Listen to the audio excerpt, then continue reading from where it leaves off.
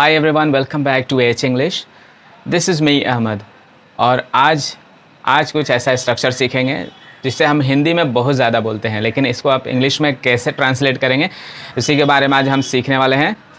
और सेंटेंस कैसे होंगे? सेंटेंस होंगे सारा खेल किस्मत का है, सारा खेल किस्मत का है, सारा खेल ताकत का है।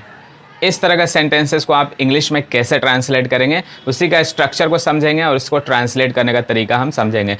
और आपको लगता है ये काम का है तो पूरा अंत तक इस वीडियो को देखिए। And if you new on this channel, please subscribe this channel and watch this video till the very and.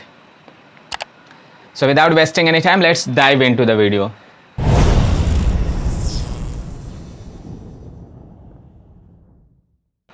जैसा मैंने बताया कि आज का वीडियो में हम एक स्ट्रक्चर सीखने वाले हैं और जिस हिंदी में हम कहते हैं सारा खेल ताकत का है, सारा खेल किस्मत का है। इस तरह का सेंटेंस को आप इंग्लिश में कैसे ट्रांसलेट करेंगे तो पहले समझ लेते हैं स्ट्रक्चर को।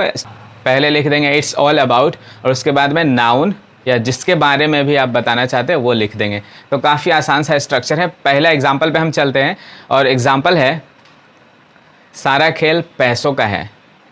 तो इसको आप इंग्लिश में बनाएंगे it's all about money, it's all about money. तो काफ़ी आसान है और इस स्ट्रक्चर को अगर आप समझ लेते हैं तो आप काफ़ी आसानी के साथ यानी अपने कॉन्वर्सेशन में इसका इस्तेमाल कर सकते हैं और बहुत ही प्रोफेशनल साउंड करेंगे आप। तो अगला वाला पे चलते हैं। सारा खेल किस्मत का है, सारा खेल किस्मत का है। इसका आप इंग्लिश बनाएंगे इट्स ऑल अबाउट लक। सारा खेल ताकत का है, सारा खेल ताकत का है। तो इसका आप इंग्लिश बनाएंगे it's all about power, it's all about power. अगला है सारा खेल सोच का है, सारा खेल सोच का है। तो इसका आप इंग्लिश बनाएंगे it's all about mind set, it's all about mind set.